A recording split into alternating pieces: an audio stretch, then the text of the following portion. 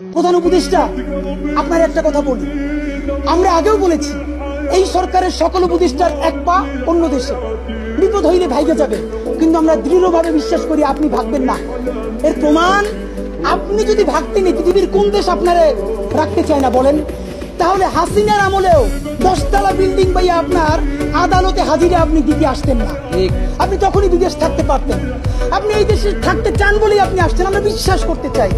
মাননীয় প্রধান উপদেষ্টা, আপনি বাঁচবেন কয়দিন বলেন? আপনার এত বয়স হয়েছে, বাংলাদেশের গড়ায় উঠছে প্রায় 20 বছর বেশি পাচ্ছেন। আমার বাপের 63 বছর পাচ্ছে, তার চেয়ে আপনি প্রায় 20 বছর বেশি পাচ্ছেন।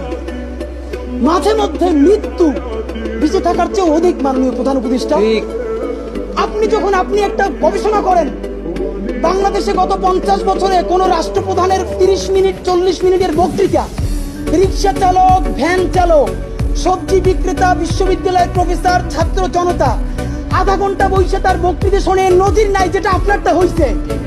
এটা কিন্তু আপনার চেহারা দেখে না, আপনি রাজনৈতিক দল করছিলেন, ফেলও করছেন, কিন্তু এইবার যে আপনার এই বাংলাদেশের পক্ষে হৃদয় নিংড়ে ভালোবাসা, আপনি যখন বক্তৃতা করেন আপনি আর্টিফিশিয়াল কিছু বলেন না, কিন্তু আপনি যখন ঘোষণাপত্র বললেন আপনার চেহারায় আর্টিফিশিয়াল ছাপ।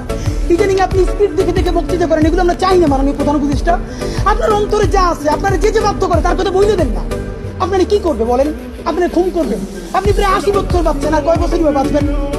আপনি কি খাবেন, কি বাঁচবেন? আপনি বরং যদি আপনার আর্মি মেরে ফেলে, আপনার যদি ভারতীয় আধিপত্যবাদ গুলি করে, আপনাকে যদি হত্যা করা হয়, কিন্তু সেই রক্তের বিনিময়ে যদি আপনি শহীদদের রক্তের বিনিময়ে নতুন বাংলাদেশ গড়ে যেতে পারেন, আগামী 1000 বছর বাংলাদেশের মানুষ নামাজে প্রার্থনায় আপনার জন্য শুধু দোয়া করবে। বুড়ো মানুষটা থেকে শুরু করে শিশু আপনার বক্তৃতা শুনে মাননীয় উপদেষ্টা কতক্ষণ জানেন? যতক্ষণ আপনি জুলাইয়ের জবানে কথা বলেন।